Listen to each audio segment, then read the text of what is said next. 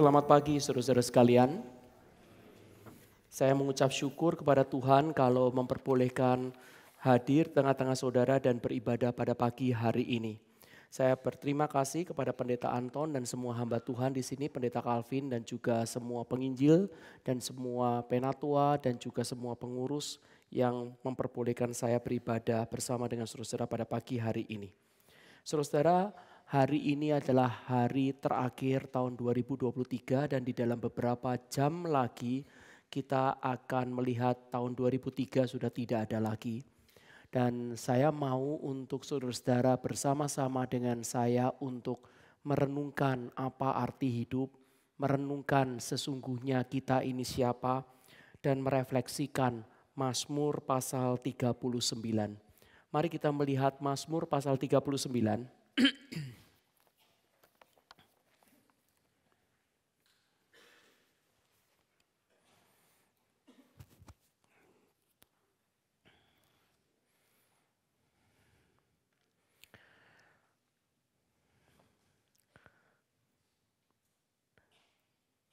Untuk pemimpin biduan, untuk Yedutun Mazmur Daud.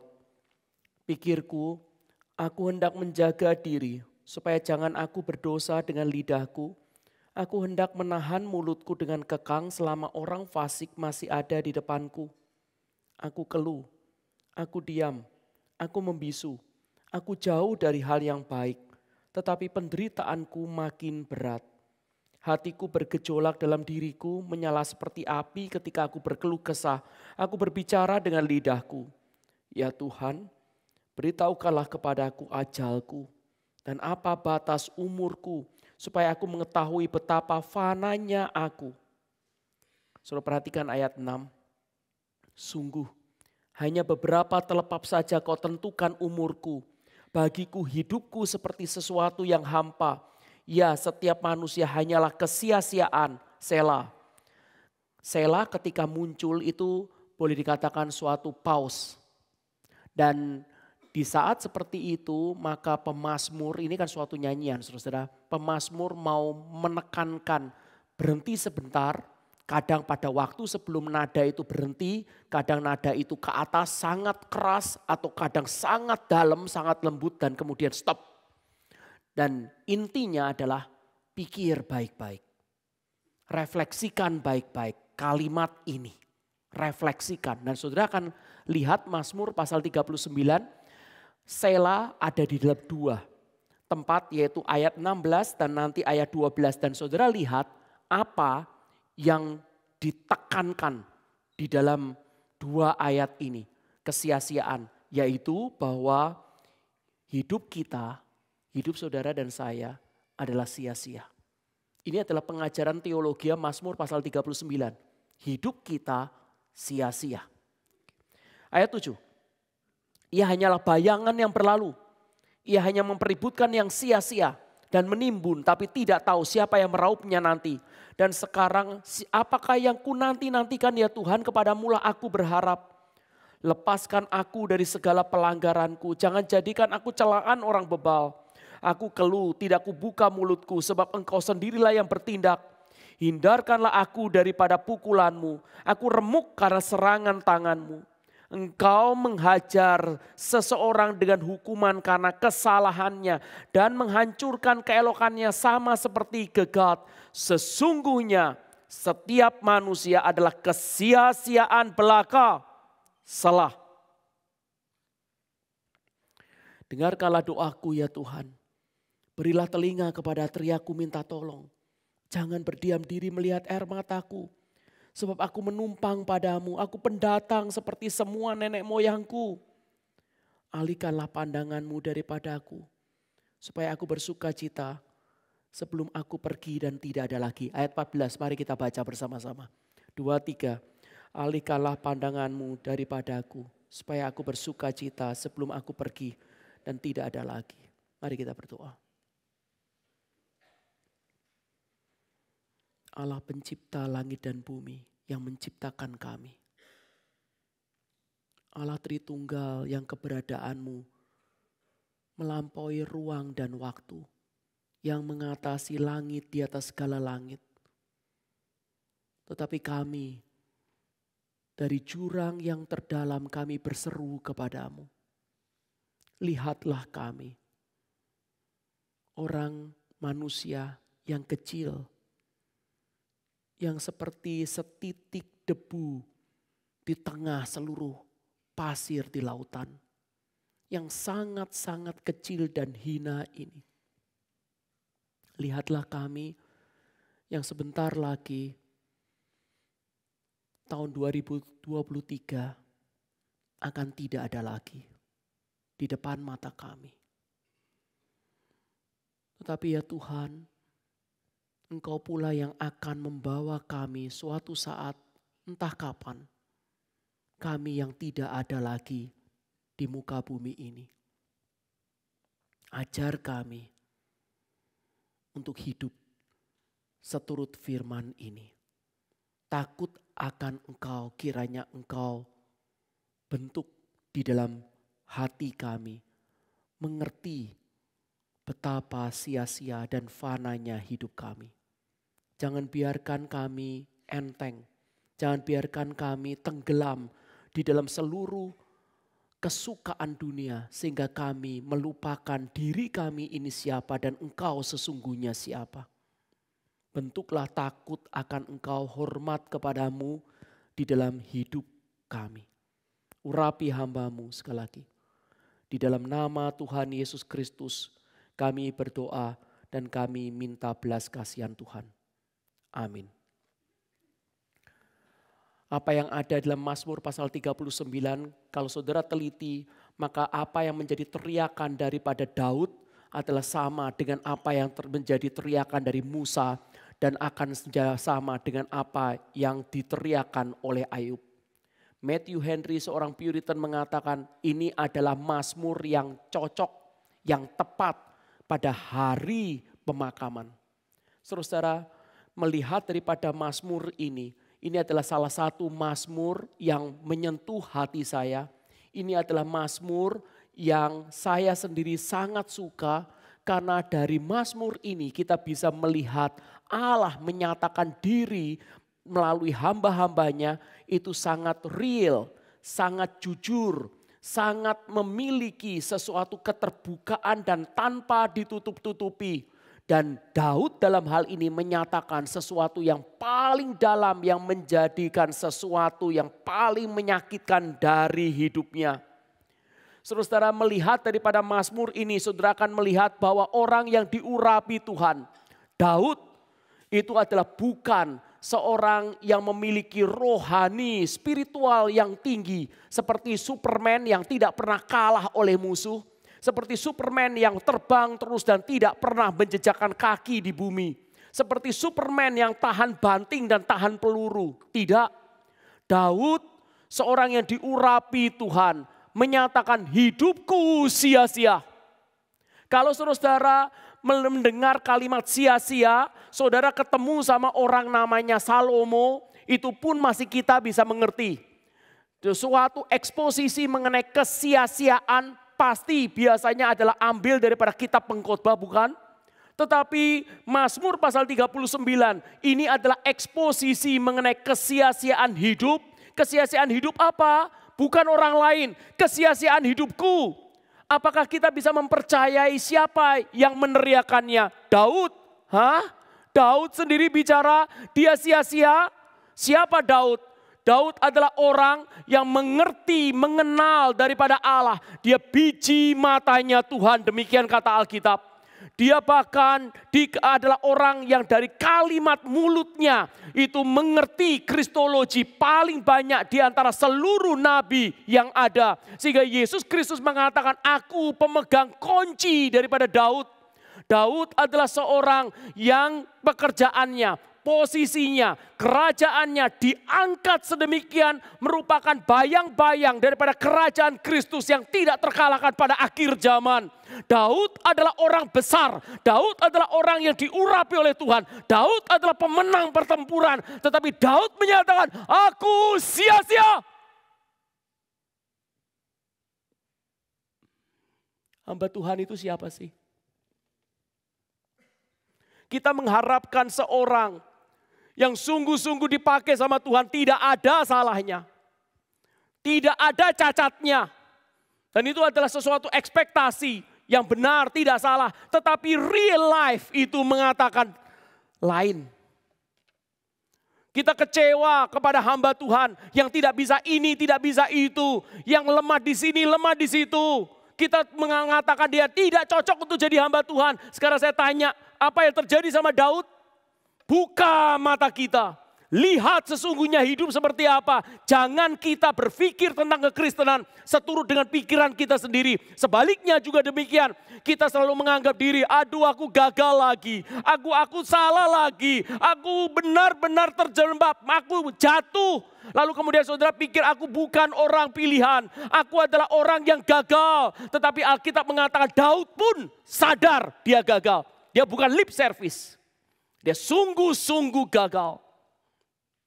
Saudara,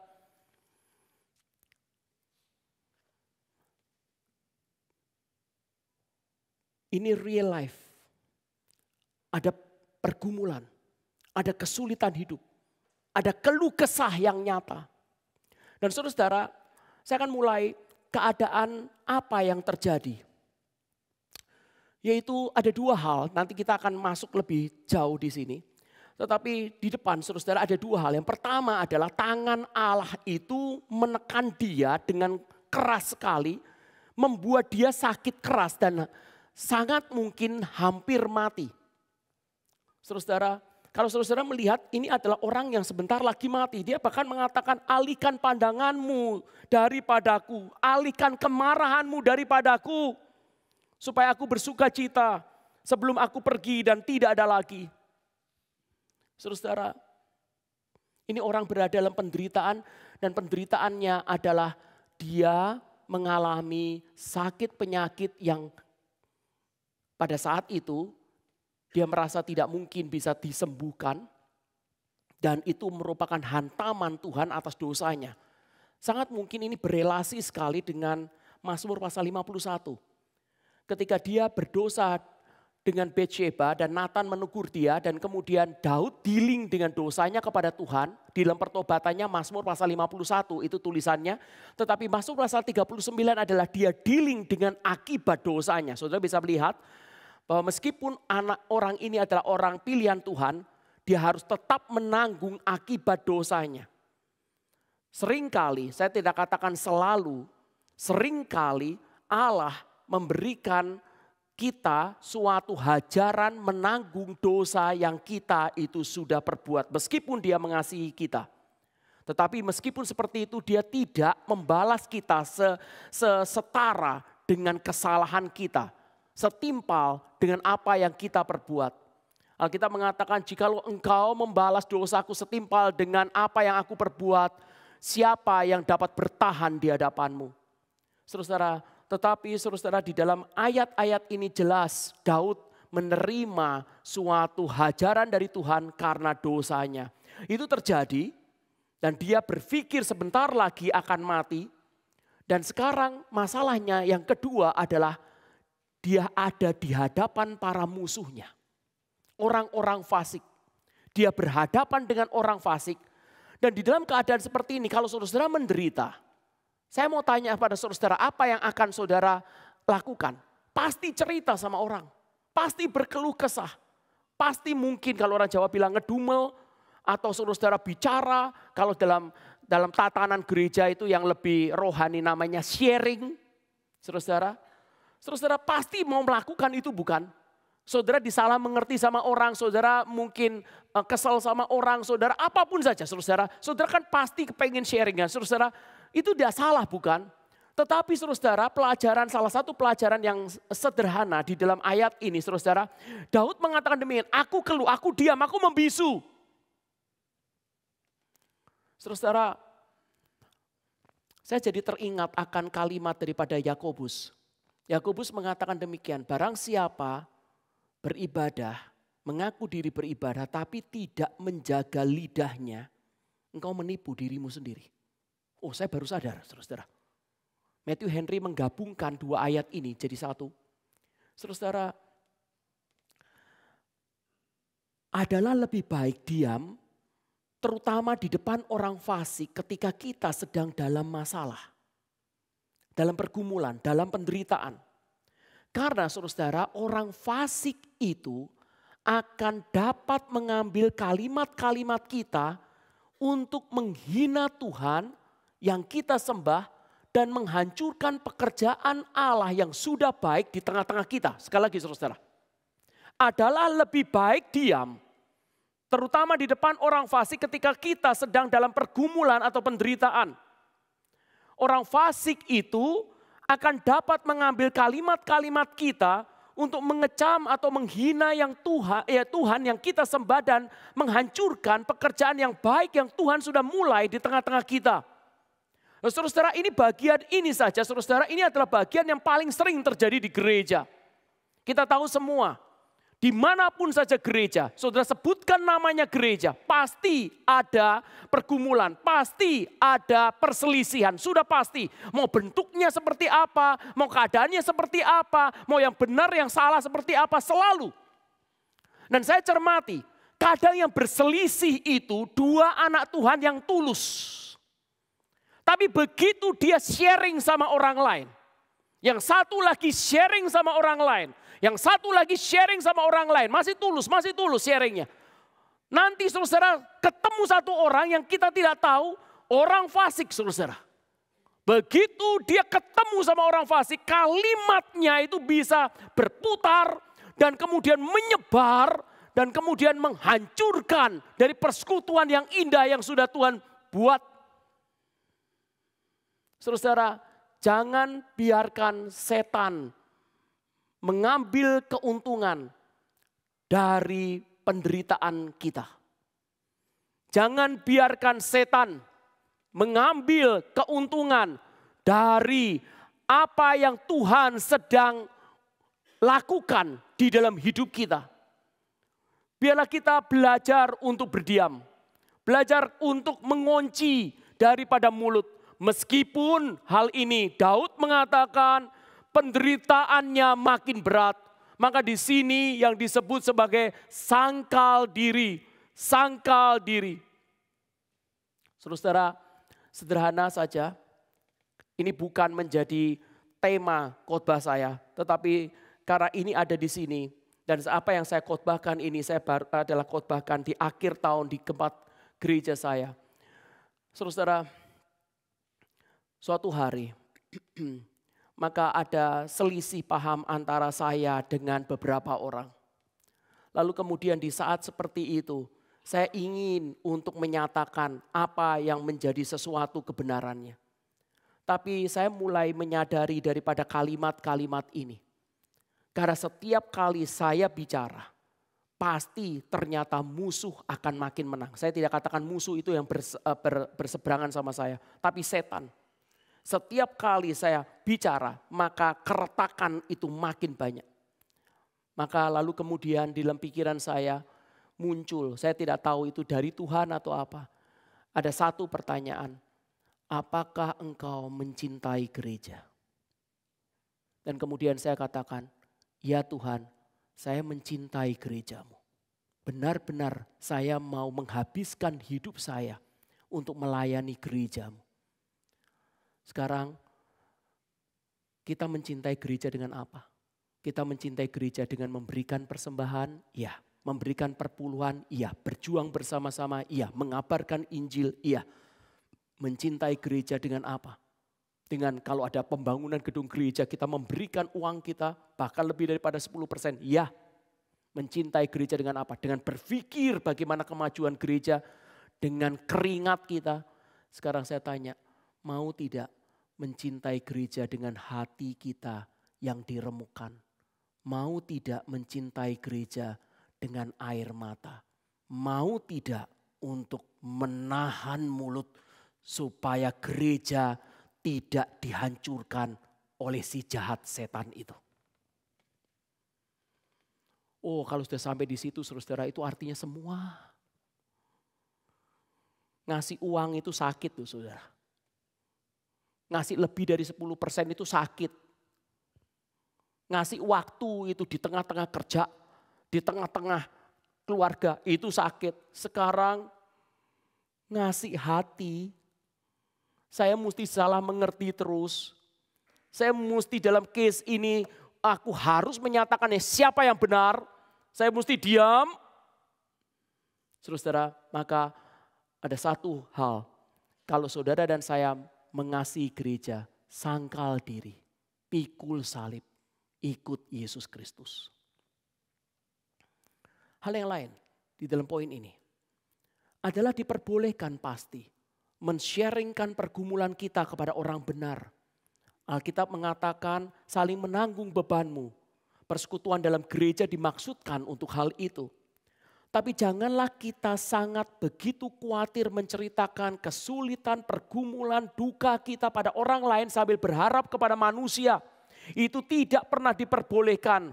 Pengharapan Daud hanya pada Tuhan. Dia tahu hanya Tuhan yang dapat menyelesaikannya. Manusia tidak dapat menyelesaikan masalahnya. Kesulitan, air mata terdalam kita, pengharapan kita biarlah diletakkan kepada Tuhan saja. Teriakan terdalam jiwa kita, biarlah Tuhan saja yang mendengarkannya.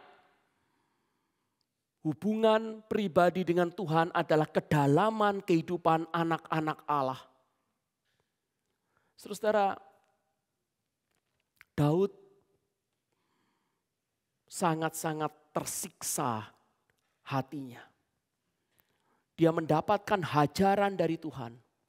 Dia mau buka suara untuk melampiaskan kesesakan jiwanya. Tapi musuh yang di depan. Kalau dia buka sekali, maka musuh itu akan gain advantage dan akan membawa kalimat dia untuk menyerang daripada seluruh pekerjaan Tuhan yang sudah Tuhan kerjakan melalui hidupnya. Maka dia tahan. Tetapi itu tidak memperbaiki suasana. Tapi dia tahan. Dan Mazmur pasal 39 keluar dari konteks seperti itu. Sekarang saya akan masuk ke dalam masalahnya apa Daud. Masalahnya apa? Sehingga engkau sangat tertekan. Saudara, ada dua masalah. Dan dua-duanya membawa ujung yang sama. Yaitu sia-sia hidupku. Sia-sia hidupku. Sekali lagi saya mau menekankan hal ini. Saudara, ini adalah kalimat yang ditulis oleh Daud. Ini adalah kalimat yang ditulis oleh jenderalnya Tuhan. Ini adalah kalimat yang ditulis oleh orang yang sukses di dalam pelayanan. Ini adalah kalimat yang ditulis oleh orang yang sangat dicintai oleh Tuhan seperti biji matanya. Kenapa? Ada kata sia-sia, sia-sia. Saudara, saya mau untuk saudara menyadari kalimat-kalimat di dalam Alkitab itu adalah kalimat-kalimat yang sesungguhnya, seharusnya, sebenarnya saudara dan saya itu alami. Alami. Nah, saya berikan contoh saudara. Karena banyak orang Kristen saudara itu kerohaniannya itu semu. Banyak orang Kristen itu kerohaniannya itu sebenarnya tidak real saudara, fake, palsu. Kalau saudara tidak hati-hati itu palsu. Saudara, saya ambil contoh saudara. Begini misalnya saudara. Paulus itu pernah mengatakan, celaka aku. Siapa yang dapat melepaskan aku dari tubuh yang binasa? Lalu kemudian dia koma. Terus kemudian dia mengatakan syukur kepada Allah. Di dalam Yesus Kristus.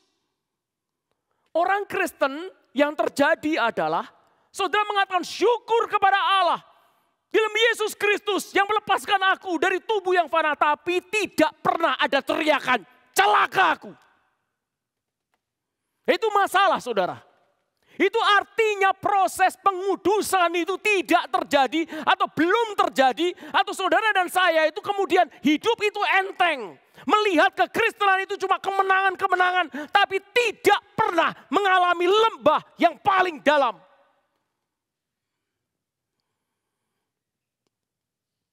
Pagi ini saya mau tanya. Saudara nanti jawab dalam hati saudara. Siapa yang pernah teriak seperti Daud? Sia-sia aku ini. Aku ini manusia celaka, sia-sia. Aku ini uap. Saudara, Musa pernah teriak. Daud pernah teriak. Ayub pernah teriak.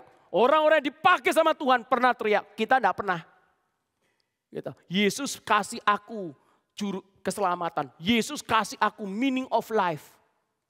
Saudara-saudara tidak pernah akan tahu apa itu. Kita tidak pernah akan tahu meaning of life itu. Seberapa dalamnya, seberapa preciousnya. Sampai saudara mengalami terlebih dahulu lembah kekelaman yang paling dalam.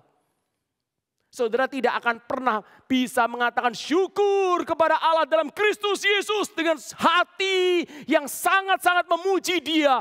Sangat hormat kepada Dia. Sebelum saudara pernah mengalami celaka aku. Siapa yang bisa melepaskan aku dari tubuh yang fana, yang berdosa seperti ini.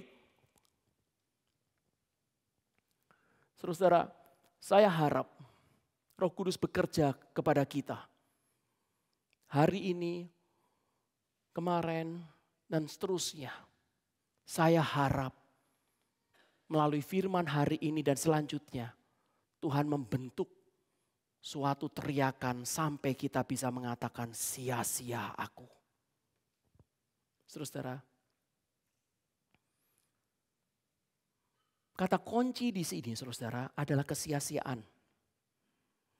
Ayat 6 dan ayat 12.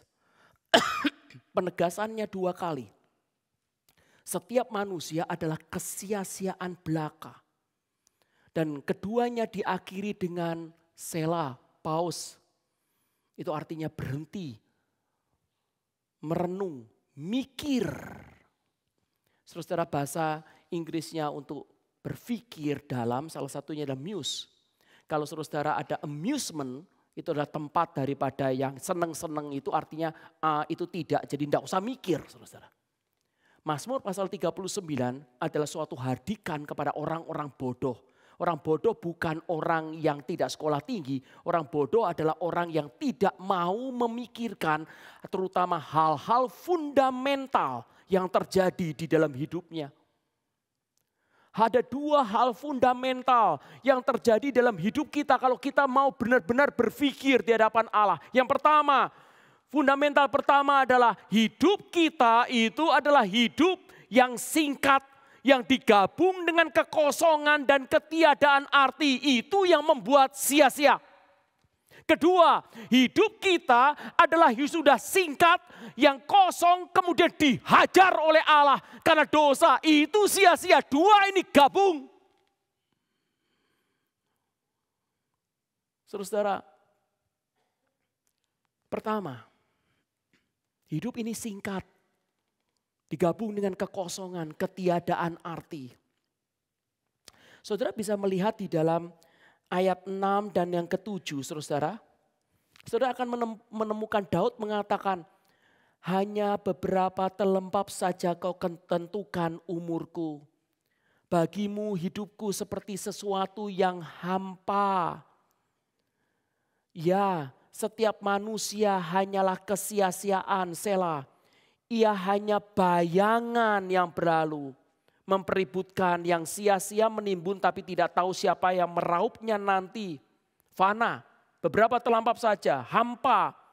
Hidup ini dalam bahasa Inggrisnya hanya satu tarikan nafas. Hidup ini bayangan. Bayangan, seperti tidak real, bayangan. Kalau saudara-saudara kehilangan orang yang saudara cintai, terus setelah itu menguburkan, saudara pulang dari kuburan. Saudara mengatakan, tidak percaya ya, udah tidak ada orangnya. Enggak percaya ya. Cepat sekali. Bayangan.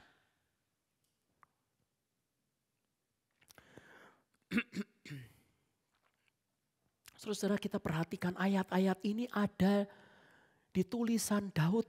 Saudara bisa mempercayai. Saya pertama-tama saya lihat ini saya tidak percaya saudara. Ya kalau Salomo masih lumayan saudara. Ini kan orang yang penuh dengan keduniawian. Meskipun kita juga kerohaniannya pasti tidak lebih baik dari Salomo.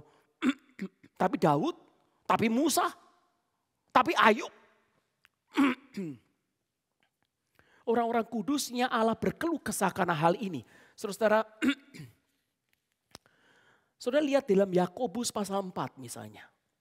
Ayat 13-16 mengatakan, jadi sekarang hai kamu yang berkata hari ini atau besok kami berangkat ke kota Anu dan di sana kami akan tinggal setahun dan berdagang serta mendapat untung. Sedang kamu tidak tahu apa yang terjadi besok. Apakah arti hidupmu? Apa meaning life-mu? Apa arti hidupmu? Hidupmu dijawab sama Yakobus. Hidupmu sama seperti uap yang sebentar saja kelihatan lalu lenyap. Saudara, ini hamba-hamba Tuhan di belakang kita yang Tuhan pakai untuk menulis Alkitab, mendefinisikan hidup kita. Seharusnya kalau kita mengikuti cara berpikir mereka, kerohanian mereka, definisi mereka, saudara dan saya harus berteriak hal yang sama. Hidupku ini uap. Aku ini sia-sia, benar-benar sia-sia.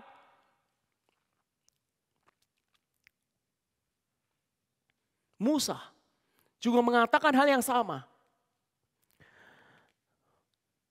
Hidup itu singkat, itu pergumulan Musa. Jikalau kita mempelajari Mazmur pasal 39, saudara akan dengan mudah merelasikan dengan Mazmur 90. Saudara lihatlah Mazmur pasal 90. Engkau menghanyutkan manusia, mereka seperti mimpi. Saudara sekali lagi, singkat mimpi. Seperti rumput yang bertumbuh. Di waktu pagi berkembang dan bertumbuh. Di waktu petang lisut dan layu. Masa hidup kami 70 tahun dan jika kami kuat 80 tahun. Dan kebanggaannya adalah kesukaran dan penderitaan sebab berlalunya buru-buru. Dan kami melayang lenyap. Dua dari pembuat Mazmur, satu adalah Musa, satu adalah Daud. Dan juga kalau saudara lihat di Ayub dan saudara lihat di Yakobus, keempat orang ini yang diurapi Tuhan mengatakan kepada kita kecepatan hidup kita.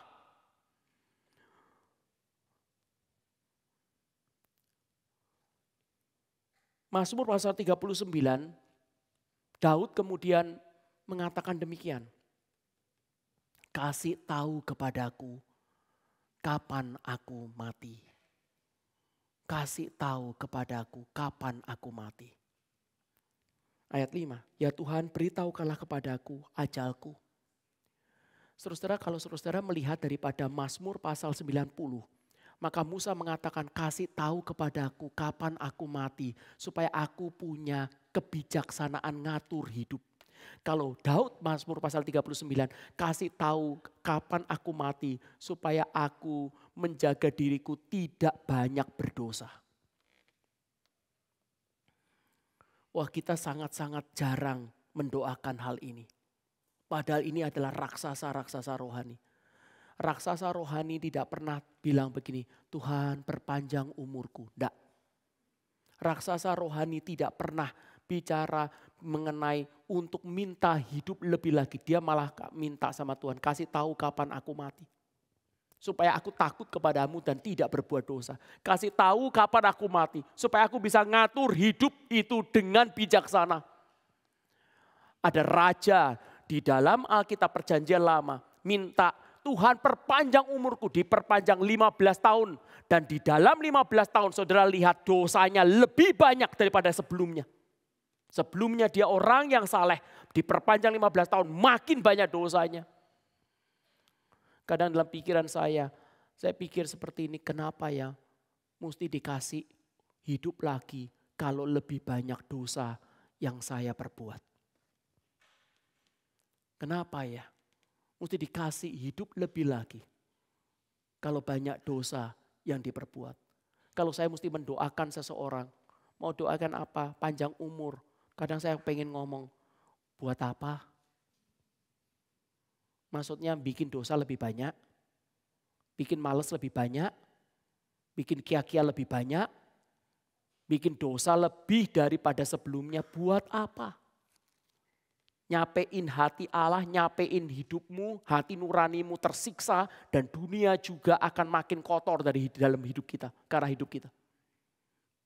Saudara, ini bukan sesuatu yang ekstrim, ini adalah bagian Alkitab. Alkitab menyatakan orang-orang kudusnya Allah kasih tahu kepadaku kapan aku mati.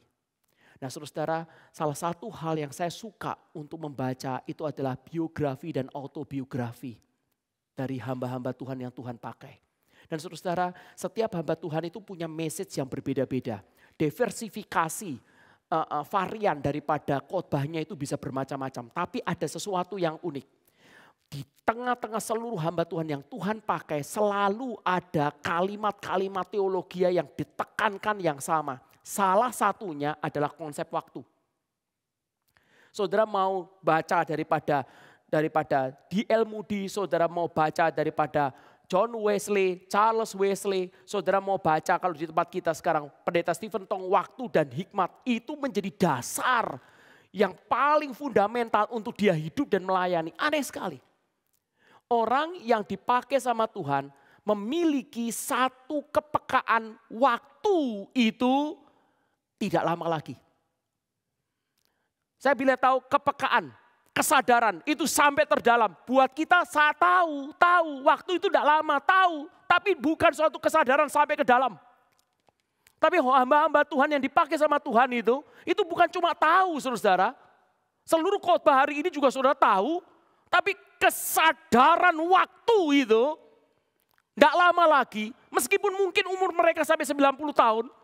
Tapi sejak umur 20-30 tahun mereka sadar sekali waktu tidak lama lagi, waktu tidak lama lagi, waktu tidak lama lagi. Selalu itu ada.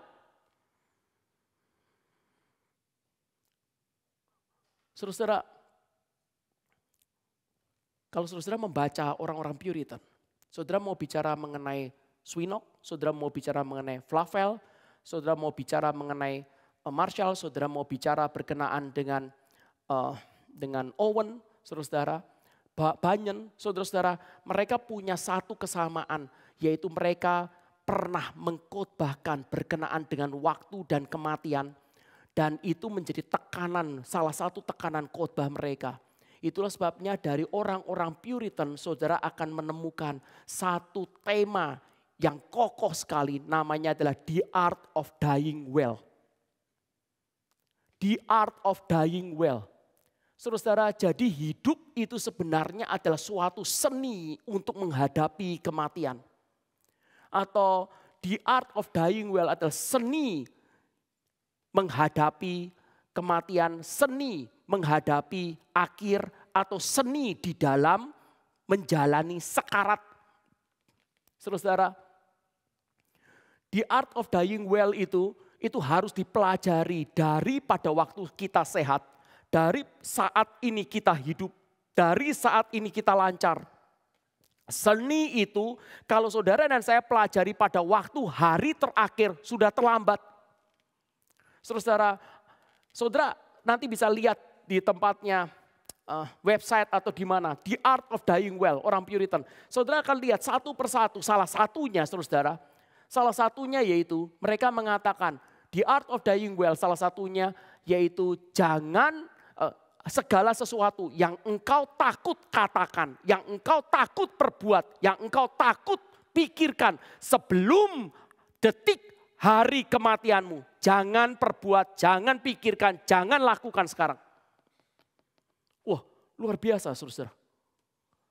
Kalau engkau tidak mau pikiran itu muncul pada hari detik terakhirmu. Kalau engkau tidak mau lakukan itu pada hari detik terakhirmu. Kalau engkau tidak mau ada prejudis itu pada hari detikmu, engkau benar-benar tidak mau itu, engkau lakukan, engkau pikirkan apa engkau tindakan atau putuskan, jangan lakukan sekarang. Maka itu artinya kita sudah bersiap dan terus bersiap untuk mati dari saat ini. Ini. Kasih tahu kepadaku Tuhan kapan aku mati. Untuk apa Daud? Untuk membatasi dirinya berdosa. Hal yang kedua. Jadi yang pertama sia-sia kenapa Daud?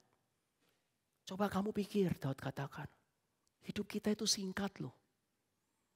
Hidup kita itu cuma sebentar saja, sebentar lagi lenyap. Saudara, sekarang yang kedua.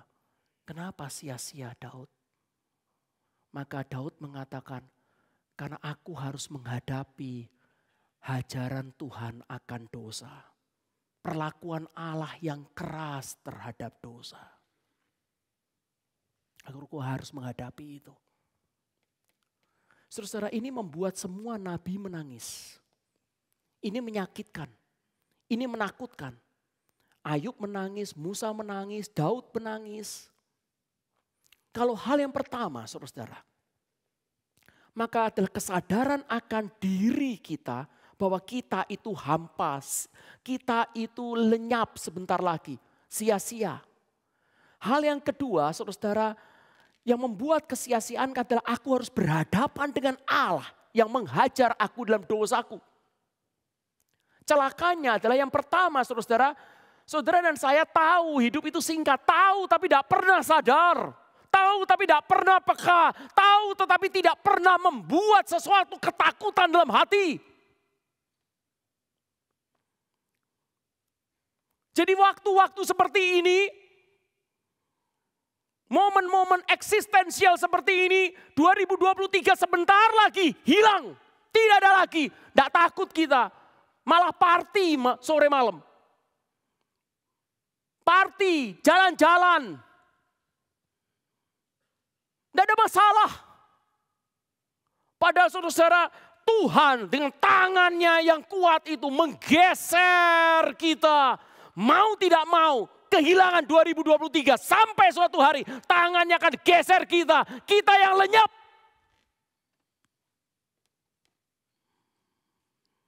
Oh, kalau saudara dan saya mengerti saja kebenaran-kebenaran ini dan sadar di dalam diri, bukan cuma tahu. Saudara akan berubah hidupnya. Benar-benar berubah hidupnya.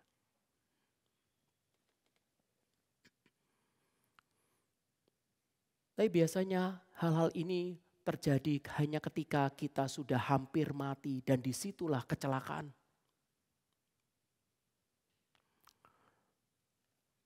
Kalau yang pertama tadi adalah kita tidak rasa sia-sia, tahu sih tapi tidak rasa. Hal yang kedua adalah kita bahkan tidak pernah berpikir bahwa dosa itu sesuatu yang serius di hadapan Allah. Ini diutarakan terus, kita bisa mengkhotbahkannya.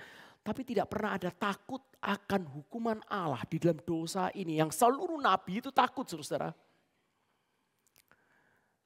Sekali lagi, saudara lihat ayat 12. Ayat 6 dikatakan manusia sia-sia karena hidup singkat. Tapi ayat 12 manusia itu sia-sia karena dihajar oleh Tuhan karena dosanya.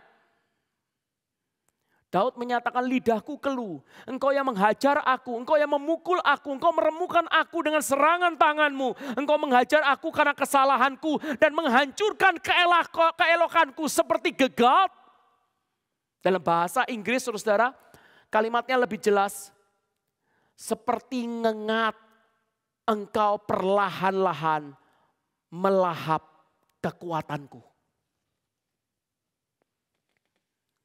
Saudara kalau sudah bicara mengenai ngengat, gegat, rayap itu, saya lumayan ngerti.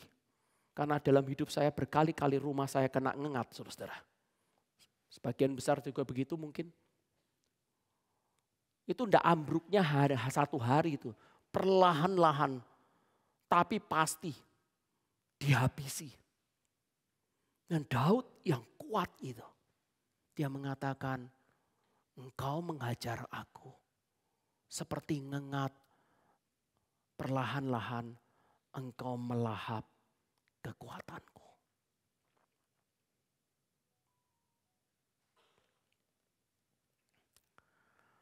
Dan lihat lagi akhir daripada ayat yang ke-12. Selah, hai manusia, hai umat Tuhan, pikirkan hal ini. Masa sih yang dipikirkan dan diajarkan Tuhan kepada Daud itu tidak terjadi kepada kita? Kalau nabi-nabinya Tuhan saja bisa bicara mengenai kesia-siaan, masa kita pikir bahwa hidup itu penuh dengan meaning of life? Saudara-saudara, kalau mereka dealing dengan Tuhan, dalam dosa yang mereka perbuat, masa kita dibebaskan? Saudara-saudara, mari berpikir di dalam hidup. Jangan berpikir secara fenomena. Kalau saudara bisa mengatakan, Yesus puji Tuhan. Yesus Kristus yang menyelamatkan aku dari tubuh maut ini. Pernahkah saudara teriak celaka aku? Kalau itu tidak pernah, sekali lagi kerohanian kita palsu. Sebaik apapun saja kita punya teologi. Itu artinya kerohanian kita itu artinya palsu, itu artinya begini. Ngerti, tapi sesungguhnya yang dimengerti itu tidak pernah terjadi dalam hidupku. Nggak pernah. Ya cuma begitu aja, cuma simbol-simbol aja. Puji Tuhan, oh enak ya melayani Tuhan, puji Tuhan. Tapi nggak pernah sendirian itu mengatakan celaka, sia-sia.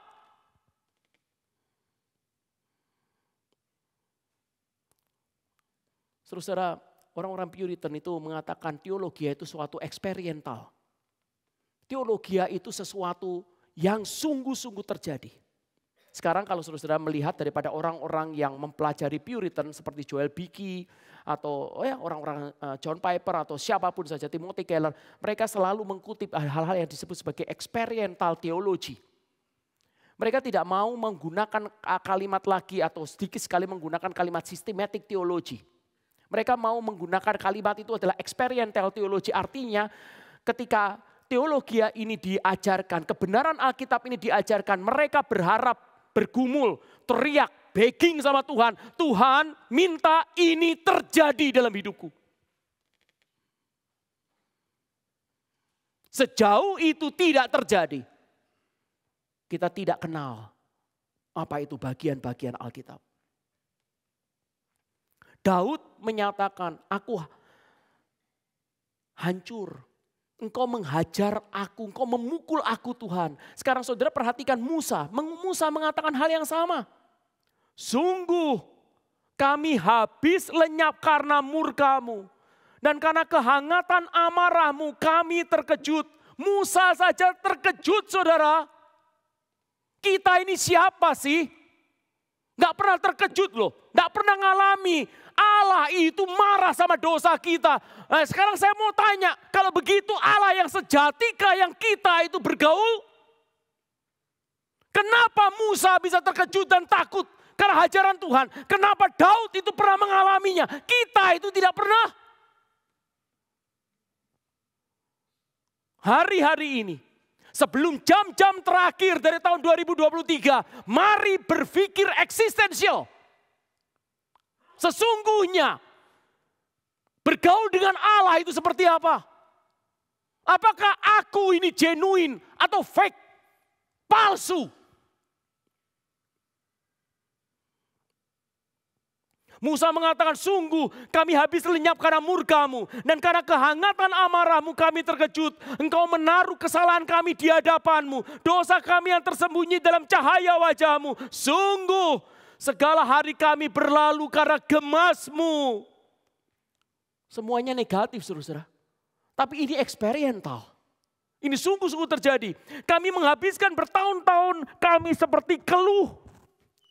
Masa hidup kami 70 tahun, jika kami kuat 80 tahun, kebanggaannya adalah kesukaran dan penderitaan sebab berlarunya buru-buru dan kami melayang lenyap. Sama lagi saudara. Siapakah yang mengenal kekuatan murka-Mu dan takut kepada gemas-Mu? Ini kunci. Siapa yang mengenal kekuatan murka-Mu dan takut kepada gemas-Mu?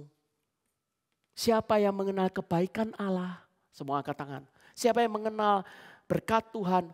Siapa yang mengenal daripada kebaikan atau kasih Allah? Semua angkat tangan. Tapi Musa mengenal siapa yang mengenal kekuatan murka-Mu dan takut kepada gemas-Mu.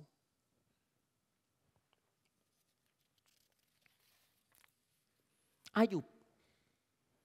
Ayub pasal 7 mengatakan demikian. Apakah gerangan manusia sehingga engkau memperhatikannya dengan sangat? Ini saudara memperhatikan bukan untuk memberi berkat. Ya, Mazmur pasal 1 Allah memperhatikan jalan hidup orang benar. Tapi Ayub orang benar. Saudara jangan berpikir bahwa orang benar tidak punya pergumulan seperti ini. Saudara perhatikan, apakah gerangan manusia sehingga engkau memperhatikannya dengan sangat. Dan kau datangi setiap pagi dan kau uji setiap saat. Bilakah engkau Tuhan mengalihkan pandanganmu daripadaku dan membiarkan aku sehingga aku sempat menelan ludahku. Kalau aku berbuat dosa, apakah yang telah kulakukan terhadap engkau, ya penjaga manusia? Mengapa engkau menjadikan aku sasaranmu sehingga aku menjadi beban bagi diriku? Dan mengapa engkau tidak mengampuni pelanggaranku dan tidak menghapuskan kesalahanku? Karena sekarang aku terbaring dalam debu, lalu engkau akan mencari aku, tapi aku tidak akan ada lagi.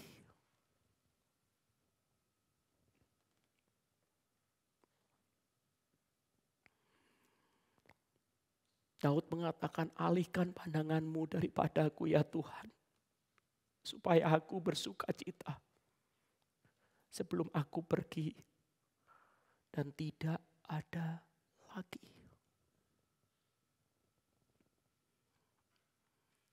Daud menuliskan seluruh Mazmur ini dengan air mata. Dan ketika sampai di dalam ayat yang ke-6 dan ayat 12, dengan air mata dia mengatakan Selah, berhenti. Dan terus air mata membajiri daripada pipinya. Dia tahu sia-sia.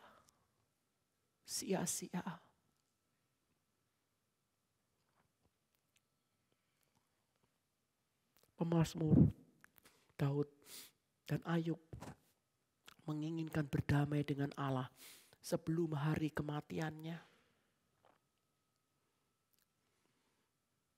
Anak-anak Tuhan yang sejati akan mengalami hal-hal seperti ini. Ini tidak berarti bahwa doktrin berkenaan dengan sekali selamat akan tetap selamat itu salah. Tidak.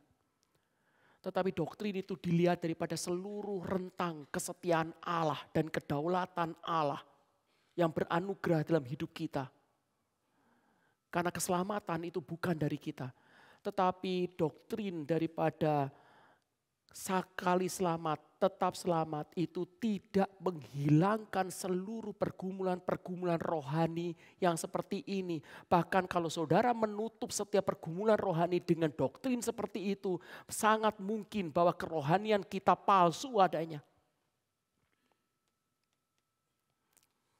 Aspek-aspek ini akan muncul dalam hidup kita. Eksistensial, sendirian. Dan melihat segala sesuatu pencapaian dan segala hal yang ada. Dan bagaimana Tuhan dealing dengan kita. Itu menjadi sia-sia. Dua hal ini. Singkatnya hidup dengan kehampaan. Dan yang kedua hajaran Tuhan terhadap dosa. Membuat orang kudusnya Allah itu menangis. Kita ini nothing. Dengarkan doaku ya Tuhan, berilah telinga kepada teriakku, minta tolong. Jangan berdiam diri melihat air mataku, sebab aku menumpang padamu, aku pendatang seperti semua nenek moyangku. Saudara, ada satu kata yang aneh di sini. Dikatakan aku ini alien, stranger, orang asing di hadapanmu.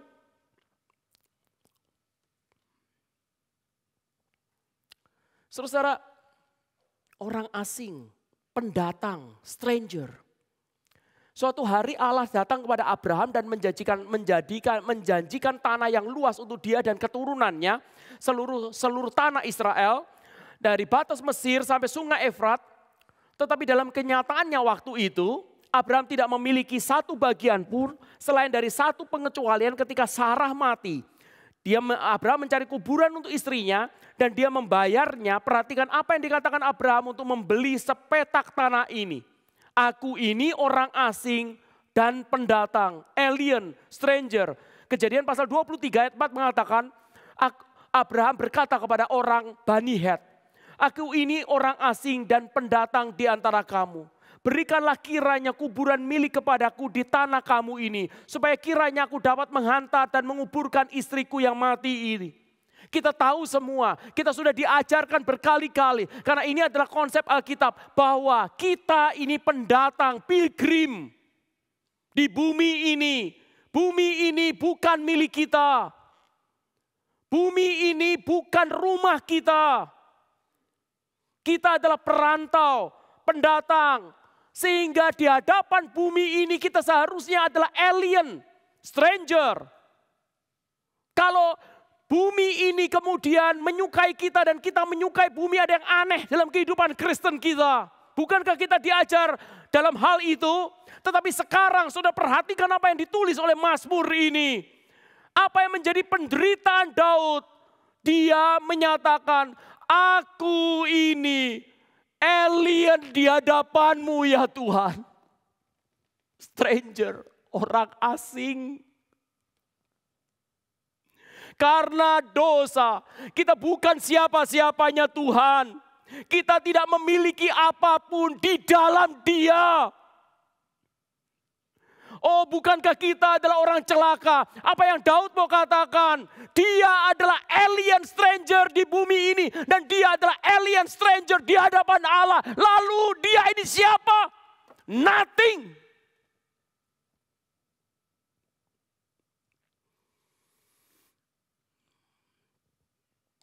Kita ini manusia celaka.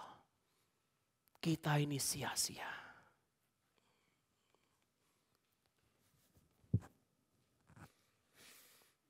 Dan sampai di titik ini, Daud lalu kemudian berdoa. Dan doanya kemudian akan menjadi bayang-bayang daripada Kristus yang akan datang. Belas kasihan Tuhan, dia minta itu. Dan sekarang apakah yang ku nanti-nantikan ya Tuhan? Kepadamulah aku berharap. Lepaskan aku dari segala pelanggaranku. Jangan jadikan aku celaan orang bebal. Dengarkanlah doaku ya Tuhan. Berilah telinga kepada teriakku minta tolong. Janganlah berdiam diri melihat air mataku. Dan kemudian dia menutup Mazmur ini. Dia mengatakan, alihkan pandanganmu daripadaku ya Tuhan. Sebelum aku pergi. Dan tidak ada lagi, berikan aku sukacita. Alihkan pandanganmu, alihkan matamu yang murka daripadaku ya Tuhan. Supaya aku bisa bersukacita. Dan itu terjadi sebelum aku pergi dan tidak ada lagi. Dan Tuhan menjawab, kita tahu semua, Tuhan tidak membalas kesalahan Daud seturut dengan pelanggarannya. Wajah Allah yang murka, maka dialihkan dari Daud menuju kepada Kalvari. Wajah Allah yang murka dengan seluruh kemurkaannya dialihkan dari Daud dan kemudian menghantam anaknya yang tunggal, yaitu Yesus Kristus. Kesia-siaan itu dijawab oleh kehadiran Yesus Kristus. Kesia-siaan itu dihentikan dengan kehadiran daripada Yesus Kristus. Yesus adalah jawaban daripada seluruh pergumulan kita yang paling dalam. Saya akan akhiri daripada khotbah ini. Saya minta saudara jangan hanya ambil yang terakhir. Lalu kemudian saudara pulang. Dan kemudian saudara pikir, ya Yesus Kristus sudah menebus dosaku. Tapi saudara berdoalah, Tuhan biarlah teriakan ini, pergumulan ini. Karena seharusnya ini teriakan real life. Karena seharusnya pergumulan ini adalah pergumulan yang nyata seharusnya. Aku minta itu terjadi dalam hidupku. Biarlah kepalsuanku tidak menutupnya. Biarlah religiusitasku tidak menutupnya. Biarlah keenggananku tidak menutupnya. Biarlah masa bodohku tidak menutupnya. Biarlah apa yang menjadi kejadian yang sungguh-sungguh peristiwa yang ada di dalam hidup Daud. Dan bagaimana buah rohani itu terjadi. Itu terjadi juga dalam hidupku. Aku ingin bergaul dengan Engkau ya Tuhan. Bergaul dalam kesejatian. Kiranya kasihan Tuhan menyertai kita. Khususnya di dalam detik-detik menjelang daripada tahun 2023 yang berakhir. Tahun ini akan berakhir, tidak ada lagi di depan mata kita. Tapi suatu hari kita yang akan berakhir dan kita yang tidak ada lagi. Dan sebelum itu terjadi, biarlah kita terus minta kepada Tuhan, alihkan pandanganmu daripadaku ya Tuhan. Berikan sukacita padaku sebelum aku pergi dan tidak ada lagi. Mari kita berdoa.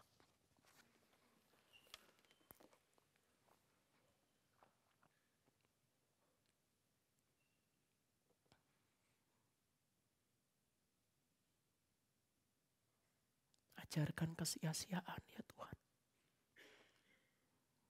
Ajarkan apa itu sia-sia. Sehingga kami tahu Engkau itu berharga. Ajarkan kami apa itu sia-sia.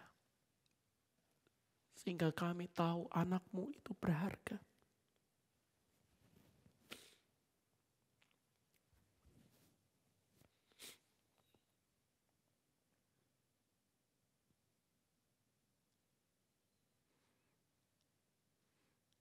Dan ajar kami boleh mendapatkan sukacita.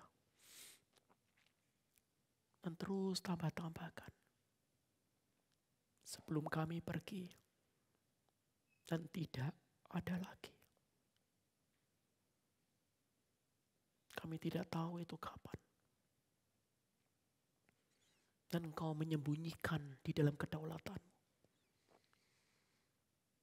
Tapi seperti nabi-nabi-Mu dan rasul-Mu dan semua orang-orang yang Engkau pakai. Biarlah takut akan hari itu ada. Kegentaran akan hari itu hadir. Sehingga hidup kami adalah hidup yang sungguh-sungguh dipakai oleh Tuhan.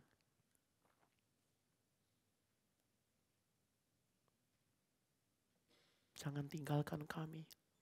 Jangan biarkan kami bersenang-senang dan hidup yang ringan. Tanpa mengetahui apa itu singkatnya waktu dan tanpa mengetahui apa itu dosa. Tuhan terima kasih. Untuk firman-Mu. Yang mengarahkan seluruh hati dan hidup kami. Khususnya menjelang akhir tahun ini. Dalam nama Tuhan Yesus Kristus. Kami berdoa. Dan kami minta belas kasihan Tuhan. Amin. Sedikit. Saya bukan gembala saudara. Saya hanya seorang hamba Tuhan yang diundang di sini. Tapi seandainya saya boleh menyarankan kepada saudara. Sama seperti apa yang saya sarankan kepada jemaat saya di Sydney. Sebelum waktu jam 12 malam, saudara bersama dengan keluarga atau saudara sendirian di kamar, berlutut, berdoa di hadapan Tuhan. Berdoa apa yang ada dalam hatimu. Dan mungkin kalau saudara mau untuk mengingat kembali Mazmur pasal 39, menjadi doa saudara sebelum pergantian daripada tahun. Kiranya Tuhan memberikan pimpinan ke depan kalau Dia berikan umur kepada kita. Tuhan memberkati. Selamat Natal dan menjelang daripada tahun baru. Saya serahkan kepada Calvin.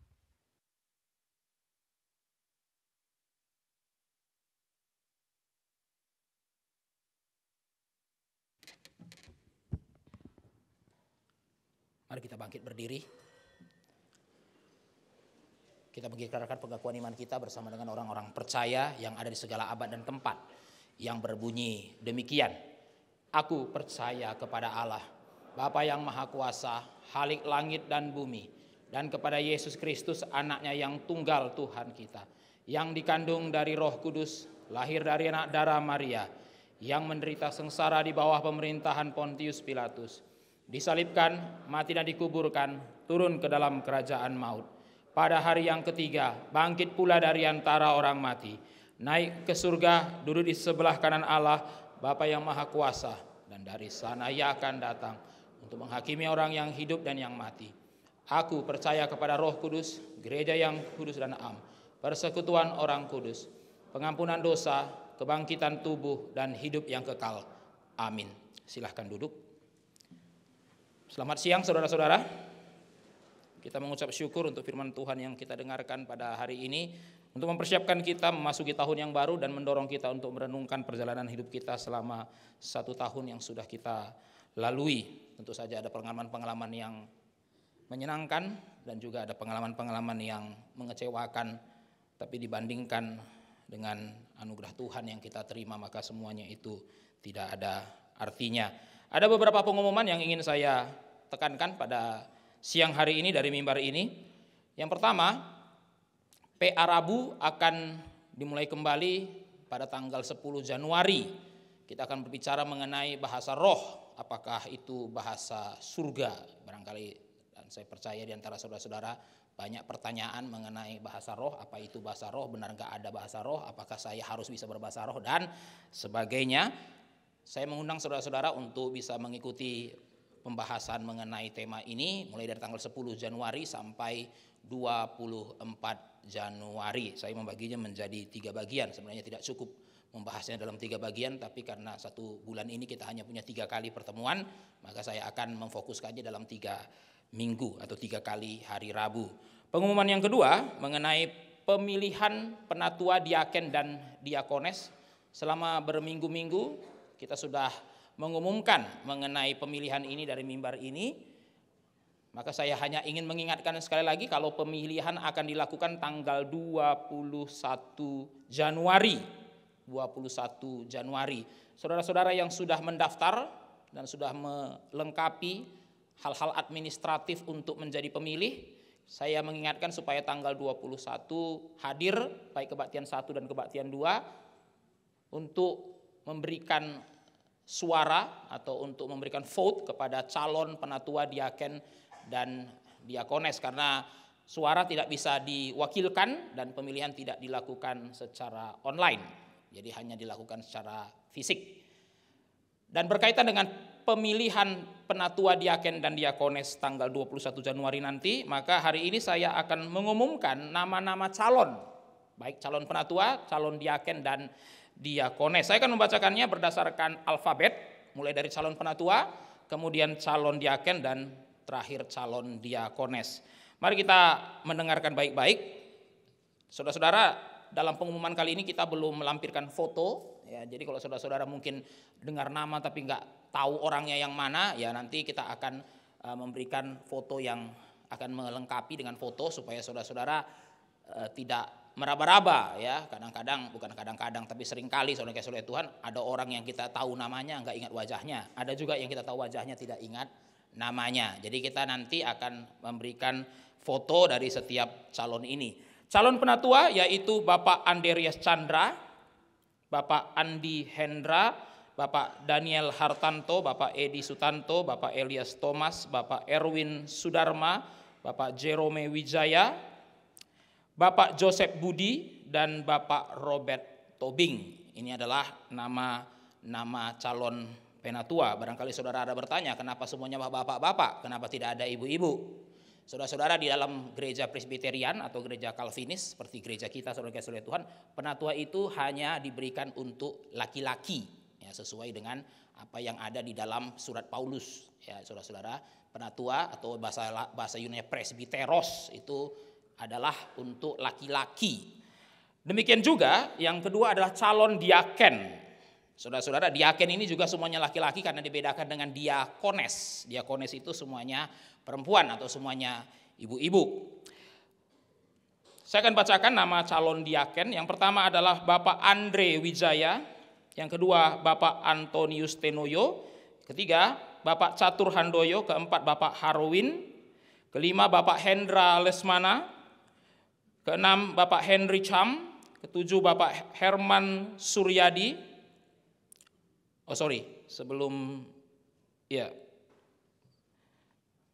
Setelah Bapak Catur itu adalah Bapak Fabio. Saya beda catatan. Ya, jadi yang keempat itu adalah Bapak Fabio, yang kelima Bapak Harwin, yang keenam Bapak Hendra Lesmana, yang ketujuh Bapak Henry Cham, yang kedelapan Bapak Herman Suryadi, yang kesembilan Bapak Mario Aquino, yang kesepuluh Bapak Marwan Hertanto, yang kesebelas Bapak Riawan, dan yang ke-12 Bapak William Tan.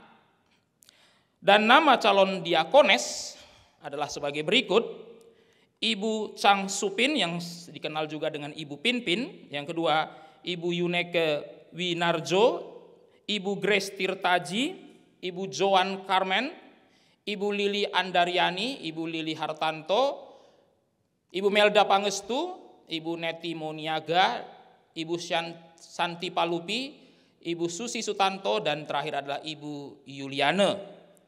Itulah nama-nama calon diakones. Saya mengundang saudara-saudara untuk mendoakan nama-nama ini, saudara yang kasih oleh Tuhan. Ya, kenapa kita umumkan sekarang walaupun pemilihan tanggal 21, supaya saudara-saudara mendoakan, supaya nanti di dalam pemilihan di antara nama ini Tuhan yang menunjuk siapa yang akan melayani sebagai penatua, diaken, diakones di dalam gereja ini. Dan bukan hanya mendoakan, saudara-saudara yang memiliki hak suara untuk memberikan vote saudara tanggal 21. Saudara-saudara, kita bukan memilih idola kita, saudara kasih oleh Tuhan, bukan. Saudara-saudara, ini bukan kebun jeruk idol, bukan, saudara kasih oleh Tuhan ya. Kita memilih orang yang akan melayani Tuhan. Oke. Jadi ini bukan sekedar memberikan SMS WhatsApp untuk yang memenangkan Indonesian Idol, bukan, saudara kasih oleh Tuhan ya. Tapi ini akan menjalankan pelayanan di gereja selama 3 tahun.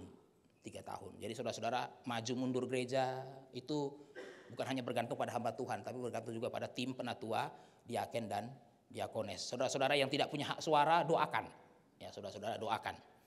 Doakan mulai dari hari ini sampai nanti pada hari pemilihan. Itu yang menjadi agenda kita, kenapa kita mengumumkannya saat ini.